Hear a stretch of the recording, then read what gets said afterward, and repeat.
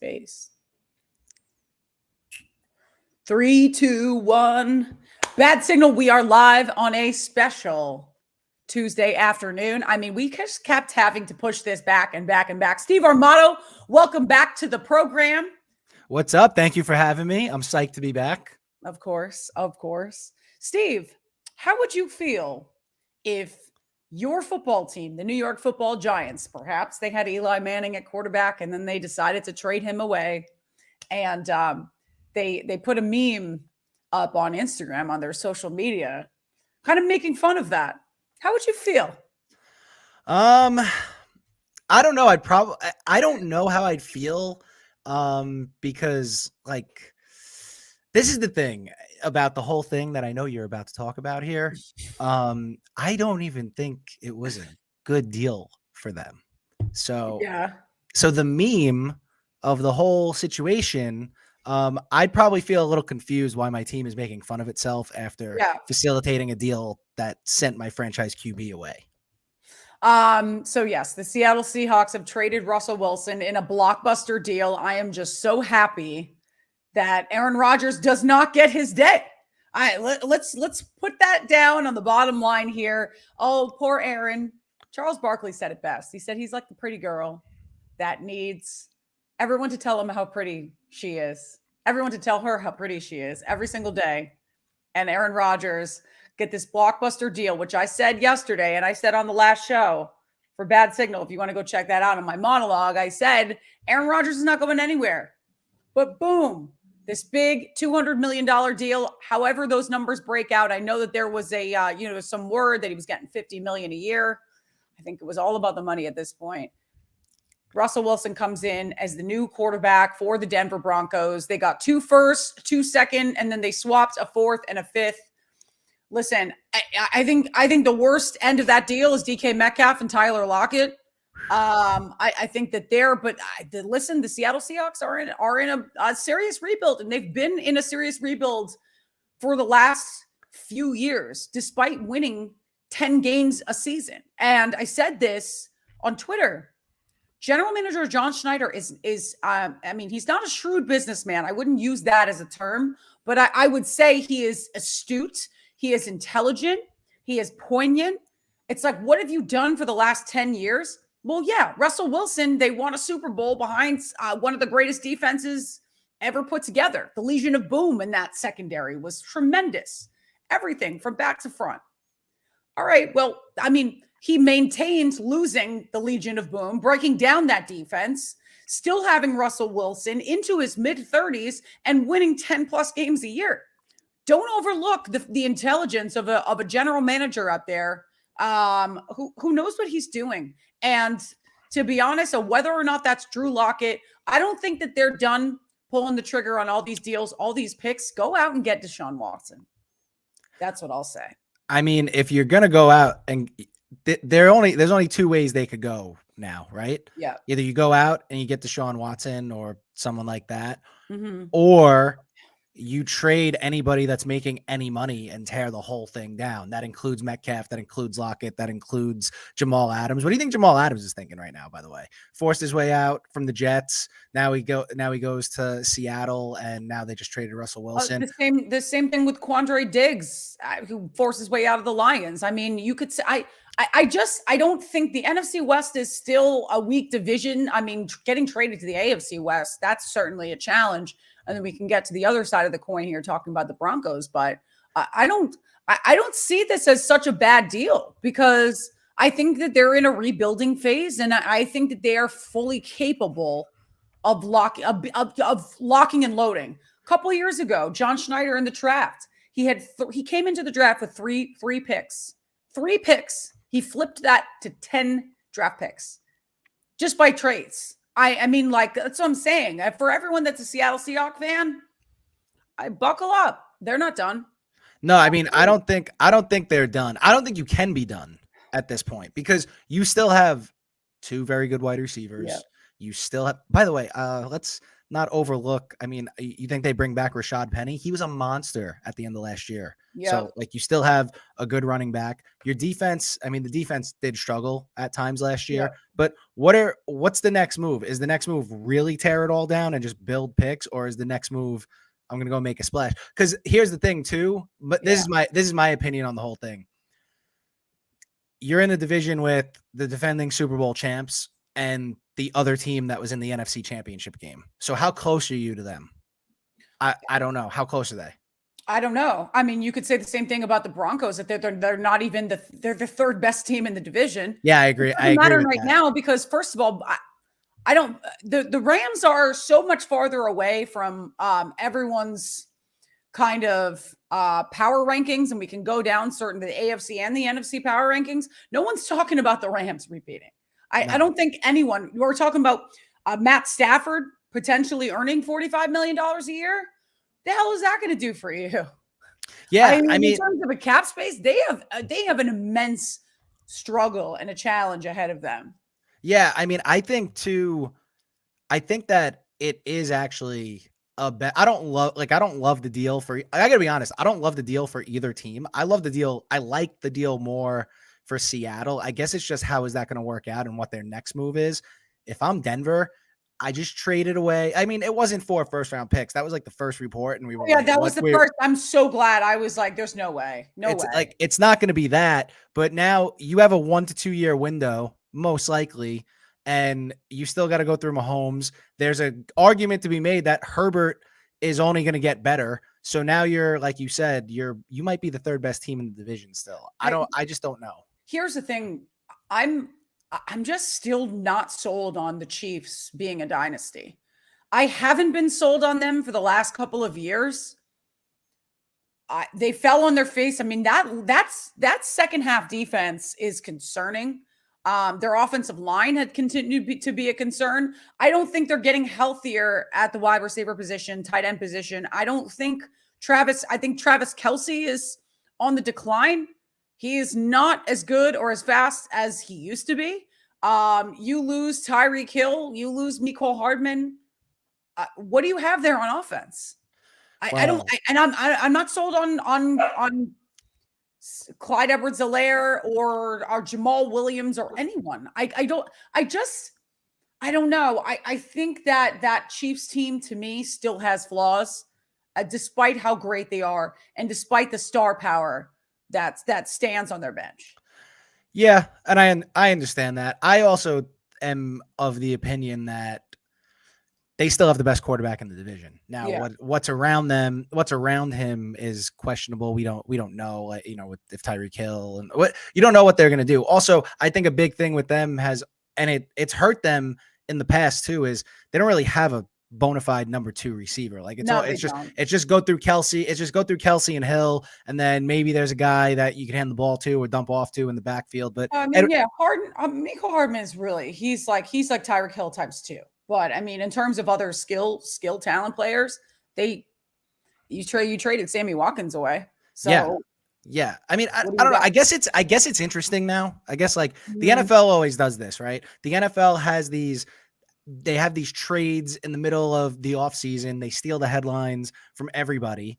Mhm. And like it just makes you think. And now, and this is a good point one of my friends made, who he loves this deal for Denver, but he texted me and said they had now Denver's Super Bowl odds moved to the same as the Rams, who are the defending champs. I know they're in, Yeah, it went from 1,600 to 2,500 after the Rodgers deal, back down to 1,200. yeah. So I guess I'm a wait and see type of person with Yeah, stuff like this, yeah. because I'm not going to just sit here and crown the Broncos, because I still want to see, like, Russell Wilson was not very good. Even after the injury last year, he was not very good. So I want to see him go back to form before I say, okay, this was a great deal. Yeah. Also, Noah Fant, who would have been a great deal for Wilson, it just went to Seattle. So Yeah. I don't know what the hell that was about. I know everybody's high on Judy. I know everybody's high on Cortland Sutton. I know Javonte Williams had a really good end of the year. I just want to see it. I'm a wait and see type of person. I want to see what this team does. Well, okay. So, I mean, which franchise would you take in position here? Would you take the window to the higher ceiling? Where is it? Is it with the Broncos or is it with the Seahawks? as a franchise? Damn. I would say right now it's the Seahawks, because I think they're in a position where if they do this correctly, they could actually rebuild quickly. Yep. Because the Rams, on the other hand, I feel like they're on a They're on they're in a a downtrend. decline. And then we don't know what's going to happen with Trey Lance in San Fran, right? Yeah. So I feel like if they do it properly, I'd rather be the Seahawks. Yeah. That is how I feel. What about you? I agree. I would rather go with the Seahawks. I know everyone in Denver. I have a friend who is a photographer out there, and he's a photographer. He's a sports photographer with the Nuggets and the Broncos, and he was like, "This is exactly what the city needed." So maybe there's a point to that. If that's the first thing that rolls off the tongue for someone who is a longtime Denver Broncos fan and says, "Yeah, this is exactly what the city needed." Maybe that's exactly why they made the deal. And outside of just, hey, we're going to bring a superstar into our ranks, because everyone said last year that we had a decent defense and all we needed was a quarterback. And there goes Steve's dog. There's my dog. There goes Steve's dog. Listen, he agrees with me. He does. He likes what you're saying about Denver and the city. So yes, he's in on that. But also the Broncos, I feel like I know they had a good defense last year. I just feel like they are slightly overrated. I tweeted this out. They had 7 wins last year. Here's 5 of the 7 wins: Giants, Jets, Jaguars, football team, and Jaguars, Jets, Giants, football team, Lions. 5 of 7 wins. Those are 5 of the worst teams. In it. I mean, I could never really understand betting on them either. But they did cover. How were they against the spread? I didn't look that up. They were a decent team. They weren't bad against they weren't the Falcons. Let's get that straight. Well, they weren't bad against the spread because Teddy Bridgewater is a road covering machine in his career. Yep. Just throwing that out there. Yep. So I don't know, but I don't know. They were in every game for the most part. They got blown out like twice or something like that, but they were in every game. I don't know. I think they're slightly overrated. Prove me wrong, and we'll go from there. The easier aspect to this of betting, if you want to take a future right now, and I said this, I tweeted this out, you're going to take the Green Bay Packers to make the Super Bowl at 10-1 odds versus anyone else that's a part of this deal, the Seahawks or the Broncos, because let's be honest, Russell Wilson is now out of the NFC, and the NFC is JV football. It's the NFC West. It's the literal, NFC West when you went 7-9 and made the postseason. I believe that was when the Seahawks did make the postseason.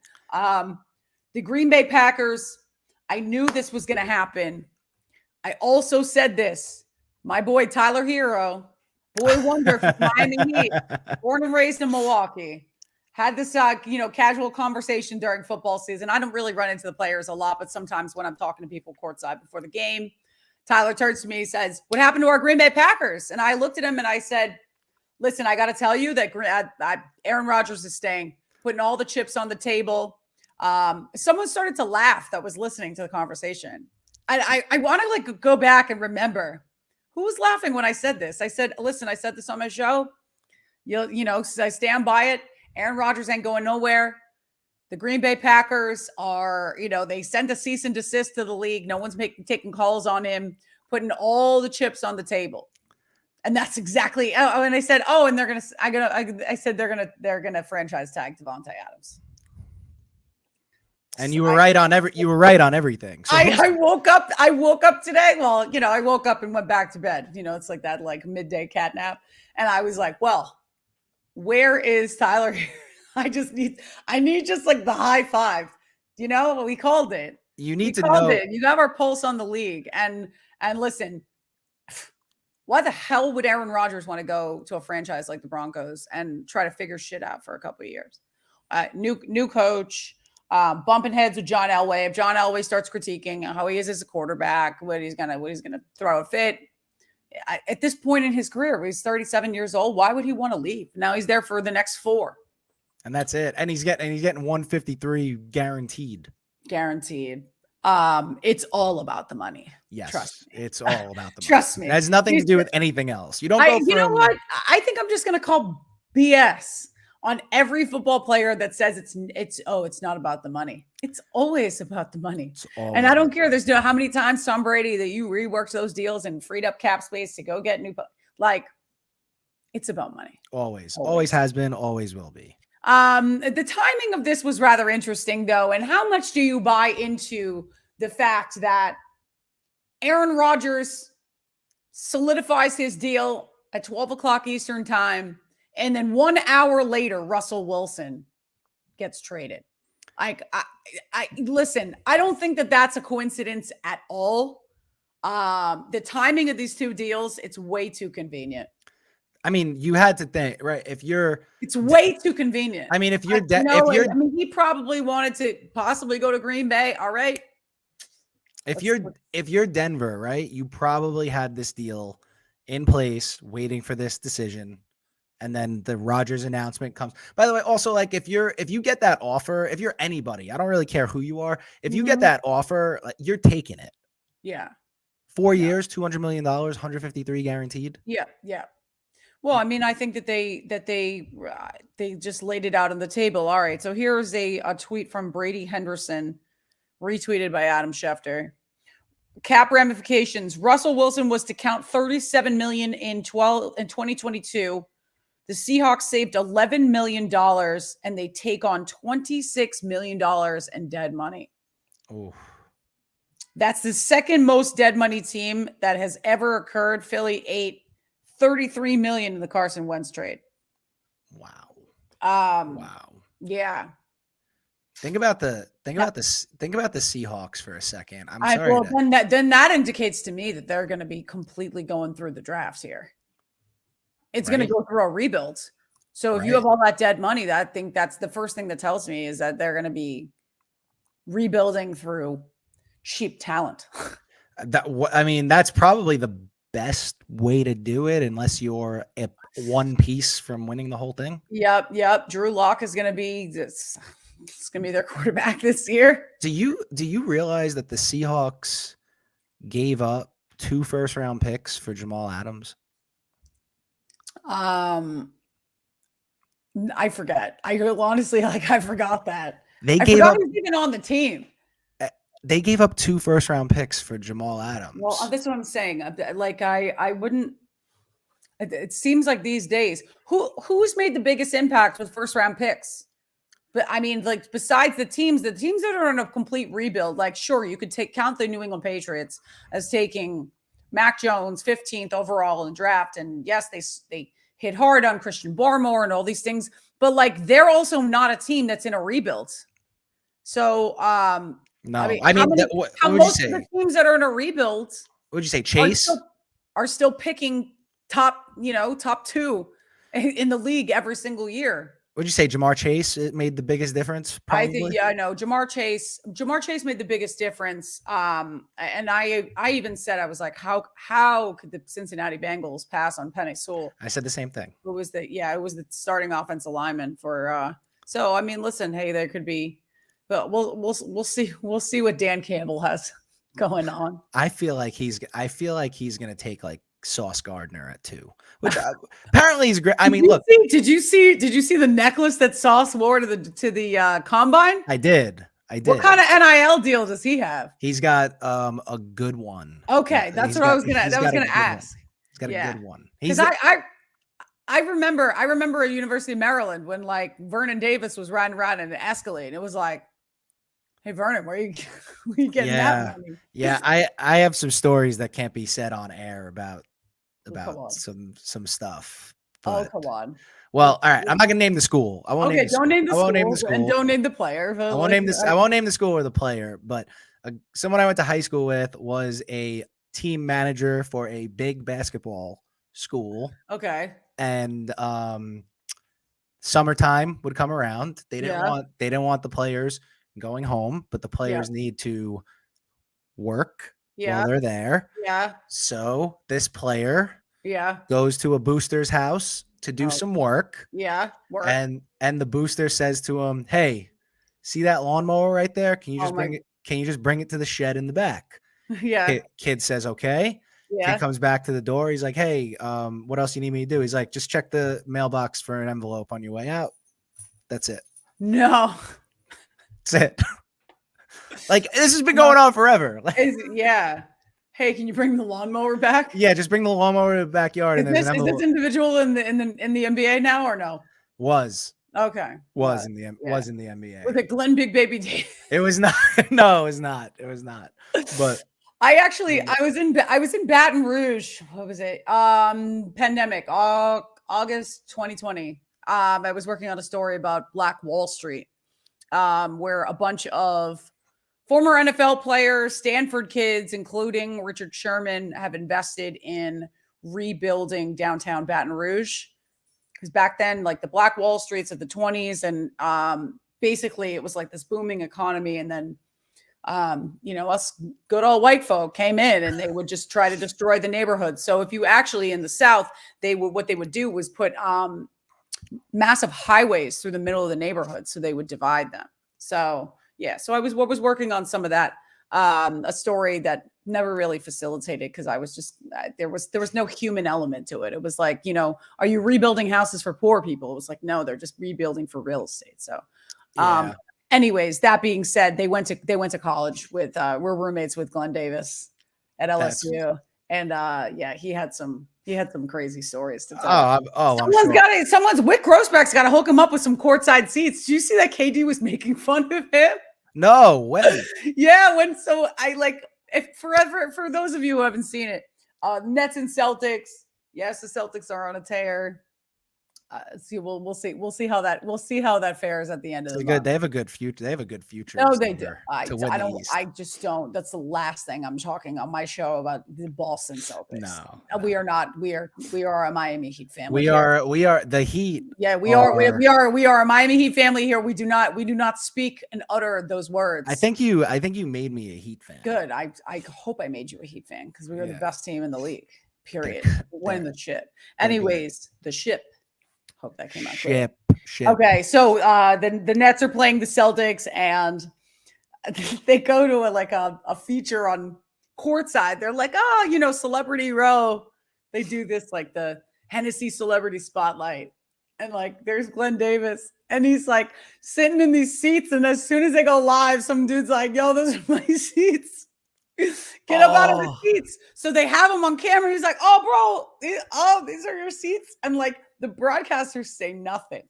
They say absolutely nothing. He got punked live. And then all of a sudden KD goes, "Oh, those aren't your seats, bro. Those aren't your seats." And you can hear him in the background. He's making fun of him from the court. He got punked live. He got punked on live TV. Oh man, poor guy. Poor guy. Yeah, it's just bad because people are like, "Oh, didn't he get caught for fraud?" And I don't know. Let's leave that. Let's leave that alone. I thought that's so bad. When you're talking about basketball and boosters, I was like, Glenn Davis. So back to the program. Bad Signal Live is sponsored by Better Edge. Get the edge that you are setting, not the sports books. You are the ones that are setting the price here. And Steve made a small killing this weekend on college basketball. And on that same note, Better Edge this month. And, you'll be hearing about this coming up in the coming weeks. Yes, Selection Sunday is this Sunday. So we got conference championship weeks. We were supposed to do a college basketball show today, but we still have a few more headlines of the NFL to get to. But Better Edge is giving away a trip for two to the Final Four in New Orleans. Wow. Tickets. So when you sign up for that Better Edge account, sign up at betteredge.com/Final4 for your chance to enter the competitions that we're doing all tournament long. Steve, you want to boast and brag about your pickings? I went 9-2 this weekend. Yeah. You know what? You lost that first bet. What was it for LSU first half? And I said, I'm sending you some good juju. So you and I just rolled the rest of the way. Killed it. Except for Illinois blew it Sunday night. That was the last. Yeah. That was the last one because you took the spread? Yeah. You took this. Okay. The spread. Yeah. I even bought it down to 3.5 because it moved to 4. Yeah. And then they won on that last second. They won in over. Did they win in overtime? They won in overtime by 2. So, Okay. Yeah. of course, that's all right. That was fine. That was just like cherry on top for the Yeah, weekend, Cherry. honestly. Yeah. I Yeah. mean, like Yeah. Once Loyola hit in the afternoon, which came down to like the final 5 seconds, I was like, I don't even care what happens tonight. That's it. So what, nine. are, what are the chances that Sister Jean is gonna like completely bust your bracket this year? You know what? It's pretty good. So there's a stat. There is a stat that's crazy since it's like from 1992 or Yeah. 1991 on 72 of the 76 Final Four teams have been ranked in the top 50 of defensive efficiency. Okay. And Loyola is 26th. Wow. So there's a good chance. There's a good chance. I'm not. They're gonna win some games. They're gonna mess up some people's brackets. Listen, I mean, I'm going for the Duke upset. I know that I said on my last show with my boy Sammy P, and he had some great stuff. Making some predictions. He was saying Bryant College is like the sleeper. NEC. He said that if he saw a matchup between Bryant and Duke in the first round, he would have some rent on Bryant and sprinkling the money line. I'm not going to disagree with him here. He said 3 shooters over 40%. 3-point shooters over 40%. Like, you can prepare for that, but you can't defend it. Listen, Bryant has a monster sports program. Okay. So when I was in college, I played baseball at Sacred Heart University. Yeah. Okay? They moved to Division I my junior year. We played them in baseball. They moved to D1 my junior year. They won the conference my first year. They couldn't go to the tournament because they had that probationary stuff. Yeah. And they've won like 3 out of the last 5. Their baseball team just went to 12th ranked East Carolina and swept them. That's crazy because Willie G, the intern, said that Bryant College offered him a scholarship to play baseball. Then he was good. I'm telling you, he was good. That team, their catcher, we had a kid on our team get drafted my junior year. He was the fastest kid I've ever seen. This kid used to hit like ground balls to short and beat him out. Yeah. He walks like first, he leads off the game. He walks. Bryant, he goes to steal second. Bryant's catcher hoses him, throws him out by like 3 feet. I was like, this team is the real deal. And they took 3 out of 4 from us that weekend. And we ended up winning the conference tournament, but we didn't have to play them because they couldn't play in it because of this probationary rule. But their basketball team this year, what did they get caught gambling? No. That's gonna be a good segue. No, they can't. When you move up a division, they were D2. When you move up a division, you have to wait 3 years before you can play in the postseason. So that's weird. It's the dumbest rule. It's the dumbest rule of all time. What do you think about Major League Baseball getting rid of the shift? I think that's a good. Yeah, I think it is good. So they used to do that all the time to Big Papi, and it was like the meanest trick ever. So like if you can't intentionally walk this guy, put the shift on, and you know that. I'm not indifferent on it. I think that it wouldn't need to be a factor. I wouldn't need to be done if. Like Bryce Harper won the NL MVP last year, right? He hit like almost 40 home runs. He had a great year, right? He has multiple times just taken some hits the other way and they stopped shifting them or laid down a bunt for a rally. Like if guys just did that like a couple of times, they wouldn't shift anymore, but nobody wants to do that. Now, I also think that if a guy hits a line like Papi used to do, hits a line drive into the outfield and the second baseman just happens to be playing somewhere between the dirt and where the outfield is positioned, that should be a hit every time. Yeah. So I'm like in the middle on it. I think it's going to make the game better though, because I think there's going to be more emphasis on actually like getting like, instead of all these home runs, I think there's going to be more emphasis on precision batting. Yeah. I think that'll make the game more exciting. So we're not just sitting around waiting for walk, strikeout, or home run. Have you seen the video recently that now they have professional tennis players, and I love this because I'm picking up tennis recently. Professional tennis players hitting serves, because when you hit a serve in tennis, it goes like 120. You look at those championship matches, between Federer, Nadal, Djokovic, any of them, 120 mile an hour, and they're pitching, hitting. They're serving two hitters. They're serving to the batters too. It's amazing.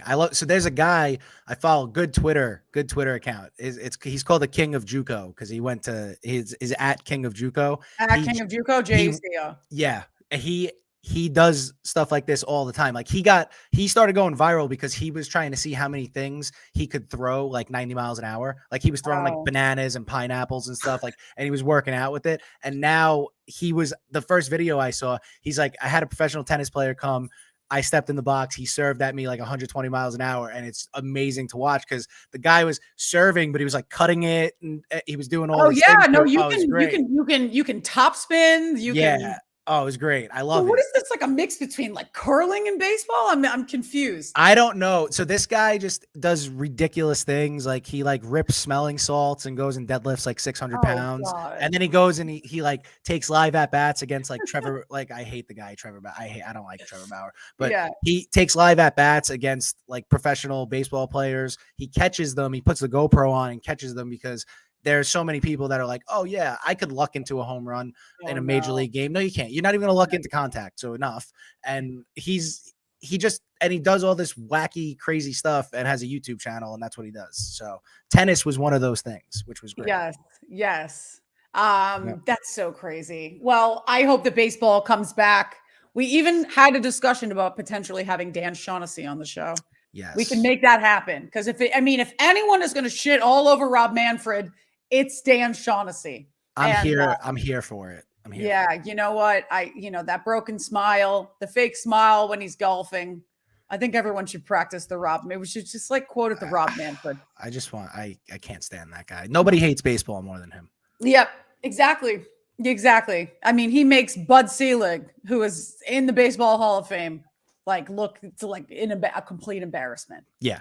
The commissioner of the steroid era is in the Hall of Fame, and Barry Bonds isn't. The guy who let it happen is in the Hall of Fame. But, yep. And now Pete Rose apparently ahead of his time. One of the other major headlines that was just yesterday that got buried in the stories today, Calvin Ridley. Prime candidate for Parlay Friday for Steve. He is. I'm putting him on the guest list. Was out with a non-COVID illness over the course of 5 days. Put a couple parlays on the Falcons winning. I mean, I don't know. Like, first of all, the Falcons are my kryptonite. I hope that he lost. He's tailing the wrong people. Out of basic principle, a $1,500 gamble to lose $11 million, quite possibly the worst gambling odds in the history of Vegas and sports. Yeah. You got to be so stupid. Clearly, the league is making an example out of him. But there's so much paradox that's going on right now with the NFL, and the fact that I don't take this the wrong way, but they would rather domestic violence and a player committing domestic violence against anyone or drunk driving in a car accident than to bet a couple, bet on games, Yeah. What's going to happen when Stephen Ross, if that turns out to be right, that he's offering 6-figure deals to lose games, how is that not in the same category? Well, he's got to sell the team. So also too, and the last thing I'll say before I, toss it back to you is that there is a capability. Roger Goodell did say in his address to the media, what was it? Over Super Bowl, that there is the capability for the owners to vote him out, whether or not that would happen. Yeah. I mean, I don't know, but so this is like such a slippery slope, right? With the Calvin Ridley thing, because I think he's stupid. He literally dumb. lost all chances for him to appeal anything by tweeting LOL. I don't have a gambling problem. He's just dumb. And I think the Patriots were trying to go after him. I was like, well, damn. The first thing I said was, I'm glad he's not on my football team. Right. And the thing is too, right? Like this is you sign paperwork when you get drafted into the NFL. Yes. There is clear paperwork that says that you are not allowed to bet on NFL games. Yes. You can't do it. So now here's the thing. You're right with the domestic violence and the drunk driving stuff. You're right because like Ray Rice, what did he get 2 games? Ray Rice gets 6 games. Okay. my light just went out. That's fine. Oh, it's okay. I still look good. You still look great. I Yep. still look good. So now, oh, there we go. More light. All right. Okay. Anyway. Yes. So now here's the problem. It's a little bit of a problem here, is because if a guy gets caught betting on on games, which he did, right? You need the suspension that you need to have has to deter other players from doing that again. I'm not Yep. saying the suspension for I'm not saying the suspension for the other stuff Yeah. I'm just saying they have to make an example out of him. They really don't have a choice, but it's Yeah. just they make things up. They make the punishments up as they go along. It feels Yeah. like, because you can't tell me that there's a video of a guy punching his wife in the face in an elevator. He gets a 2-game suspension. Like, Yeah. and I just think Calvin Ridley is an idiot for doing what he did. He could have just Venmo'd his cousin $1,500 and had his cousin put the bet in for him. But also another thing too, and I said this yesterday, I just don't think any league that if you're a part of any league, even though he wasn't on the active roster at the time, right? You're one phone call or text message away from everybody in the Falcons locker room and probably anybody in the NFL. So yeah, I know he didn't, I know it's proven that he didn't, but there's a possibility for you to have information that other people don't have. So I think he needed to be made an example out of, and I don't think it's outrageous to say that guys in their own league should not be allowed to gamble on their sport. I don't think that's outrageous to say. I just think there needs to be some type of consistency with these punishments that they hand down. Yeah. I will say, as an employee of an NBA team, the amount of paperwork that I've had to sign, videos I've had to watch about the integrity of the game. Although the NBA is sponsored by DraftKings, there is still an integrity where an employee or someone close to an employee, or say my brother, but my brothers don't actively gamble, but anyone that isn't closely tied in a relationship to a team, no tipping, no secrets, no nothing. I mean, and that's just out of basic principle. And it's not the fact that the NBA had a betting scandal where a ref was throwing games, and I'm not saying, and I'm not even here to say that like Calvin Ridley mid-game was throwing games, but you have to welcome in that conversation where it really is an integrity thing. But like, think about it. If there's one Calvin Ridley, think about how many others there are too. Oh, 52. You know what? I mean, he might be one of maybe 55 NFL players that maybe got away with it, but Calvin Ridley was stupid enough to leave a trail. Okay. And just it's something to think about going forward, as we love and we welcome in the salary cap. And I said this before, I think that the NFL and the groundbreaking numbers and all of the the followings and the money was up. I mean, we were breaking records left and right. I think that has a lot to do with the implementation of sports betting and a general public interest now in watching the game, whether it's on a streaming service, whether it's at a sports book, where there's going to be more interest. But this is not going to be the first time that we're going to be hearing about this. And I'm not saying not only in the NFL, but in all other sports. But we have to get this down straight that says, like, integrity, like right. Making sure that the game is the game. And you're not at an advantage one way or another. Right. And did you know, like, speaking of like integrity, did you know that I didn't know this because I met somebody a couple months ago who works at FanDuel. He's not allowed to gamble. Yeah. Like the employees of these companies are not allowed to gamble. So it's the same thing as if you're a player in a league, you should not be. I mean, look, it's just integrity is a big deal, especially with sports. Like if somebody thinks that it's rigged, like that, you lost everything. Yeah. And I just, you know what? And I also think, to the point that, I mean, think about what the social media audience is and how many young kids are on social media and are absolutely shitting on the fact that, like, oh, you make an example of him. He didn't really do much and blah, blah, blah. There should be a ton. Like, first of all, I'm not unit shaming, but $1,500 over 3 days is fucking weak. Okay. Like, bro, step your game up, man. Dude, you got it. I'm pretty sure like on the plane, the stories that Rob Ninkovich would tell about like betting on the Patriots plane back home. Yeah. First of all, get your units up. Second of all, throw some cash on the table with your teammates in a game of cards if you're really feeling the itch. But I don't know. I think, again, I really think that we're going to hear a lot more about this. But at this point, like, put Pete Rose in the Baseball Hall of Fame. Oh yeah, I agree with that. All right. So if we're going to be like openly just actually give him a deal with FanDuel or something, so he can have a show and he can like predict the Nerfy. No run first inning. Predict the Nerfy, first dollar. Okay, $50 better. Yeah, I'm not making $11 million a year.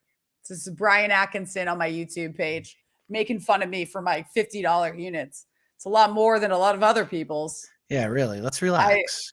Let's chill out. What are your units, man?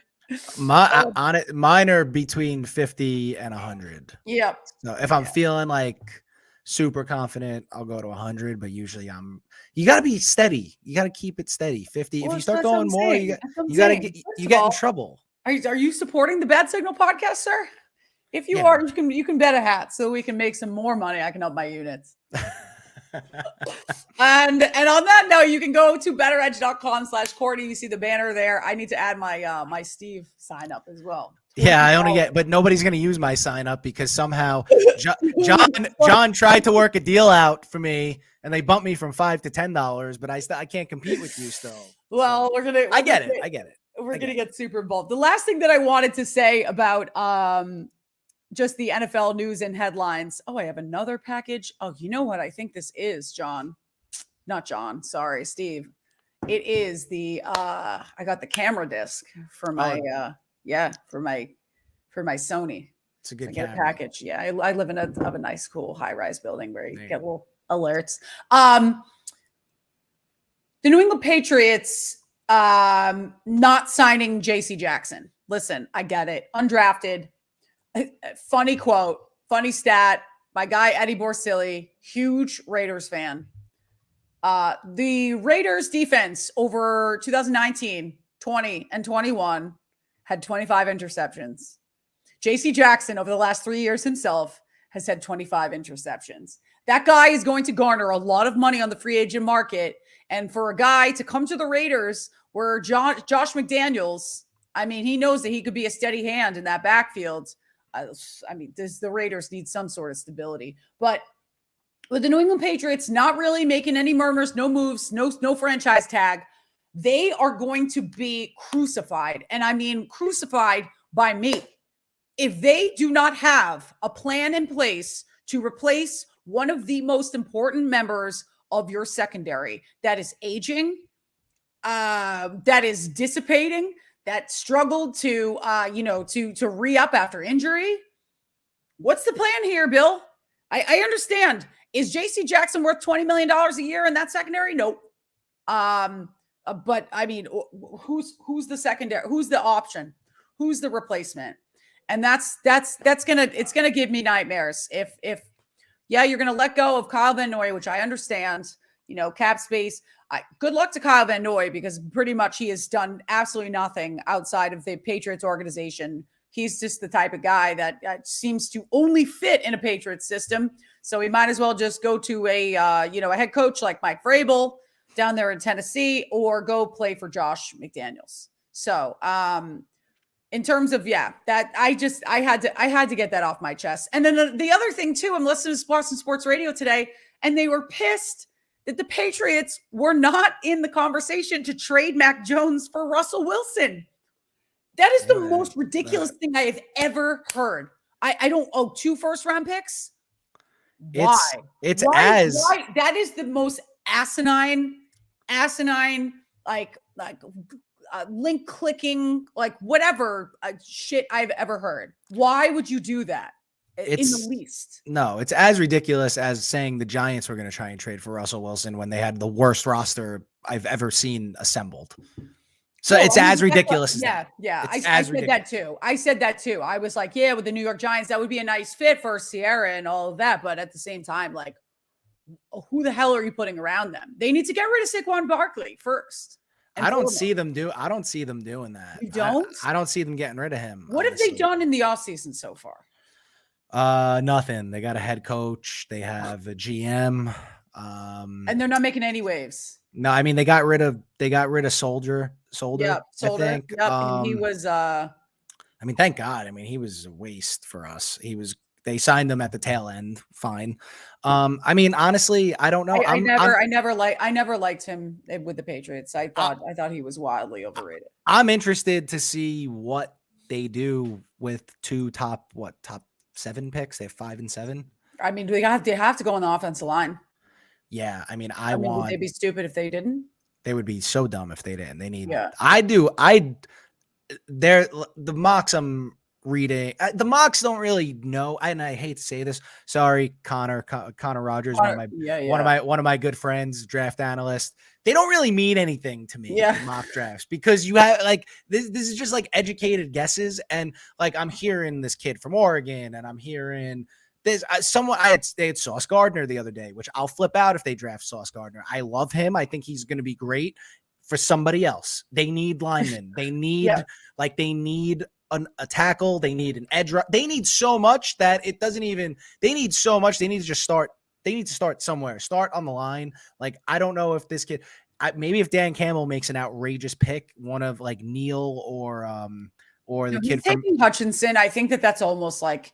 It's almost a guarantee. Well, do you think so? The Jaguars franchise tag. Yeah, they franchise tag their offensive lineman or their tackle. So are they going to take Evan Neal, number 1? That's the guy I want. That's who I want. I think he is as close to a can't miss prospect as there is. And I'm only saying that because he's enormous. He could move.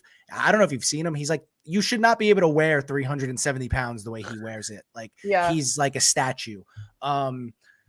That's the guy I want. He's not going to fall to them unless some crazy stuff happens. But I want him or the kid from NC State, the other tackle. That kid's really good too. Yeah. So I don't know. The Giants need so much. They're like 5 years away, and we ain't even gonna get to that point before everybody's fired. So. I could agree with you there. All right, let's wrap this up. This was fun. Is there anything else on your mind? Oh, give me some power rankings. This is where I'm going. Some power rankings. Power rankings in the AFC. What do you got? I'm going Bills, Chargers, Kansas City, Denver, Patriots. Did I forget Cincinnati? You did. I was gonna have them at like 3. Okay. I'd still go Bills. Chiefs till they prove me wrong. Cincinnati at 3. Chargers at 4. Yeah. I'm saying Chargers over Cincinnati because I think that they have a lot to prove. You still don't know if this is a flash in the pan kind of situation with the Bengals. And True. I mean they have major work to do on the offensive line. That's a team that needs maybe they'll trade up with the Giants. We'll get Joe Burrow. I'm just kidding. I know it's not gonna happen. I know. No, it's ridiculous. That's like what someone would call like New York sports radio and say. They'd be like, the Giants should trade for Joe Burrow, both top 10 picks. Like, shut up. Yeah. No, I mean, listen, like I said, it is the NFC is now JV football. If you want to make any futures bets right now, go run to your local sports book and put money on Green Bay winning the NFC. I would do that. I think that is like the easiest bet to make. Regardless, that's not team one or even the first to most wins. What happens? Cakewalk schedule, man. What happens if? Actually, it probably doesn't change anything. I was gonna say, what happens if everything gets cleared up with Deshaun Watson and he gets traded to like the Eagles? Does that make the Eagles good? I do like Nick Sirianni. He's decent. I don't even know if that's a possibility. But like that's the thing. I think there's still That's what I said. I said, you know what, like Deshaun Watson, go play for the Seahawks. I mean, who knows what's going to be cleared up? I feel like a lot of that is just it's also being just concealed by the NFL because it's bad. It's a bad look. It's going to be one of those deals. Like, have you heard recently that there was a major story that Don Van Natta uncovered that there was like a 6 or 7 figure payoff where there was like a longtime staffer was peeping on like this a huge sexual harassment with the Dallas Cowboys. With the Cowboys? With the Cowboys. See, that's the thing. No one's hearing about this. Stephen Jones apparently paid off this staffer that was a peeping Tom with the Dallas Cowboys. And the guy had been on the league. He had been on the staff for like 40 years. And then he recently like just quickly resigned once people like realized that story had come out because it was secret because he paid him under the table. Do you know what I'm saying? So I feel like a lot of this Deshaun Watson thing, we don't know because the NFL is, keeping everyone's heads underwater. Nothing surprises me anymore. Sorry, my dog's got a toy like in my face right now. Hey, that's my sleeve. Sorry. Nothing surprises. Unfortunately, nothing surprises me anymore. And I think he's mad at me right now. Okay, now he's mad. Yeah, he's got a personality, man. Yeah, he's a brat is what he is. That's what he is. Steve, I'll see you later this week. We talk some conference games. Sounds good. Thank you for having me. I'll see you later in the week. See you later in the week. Bye.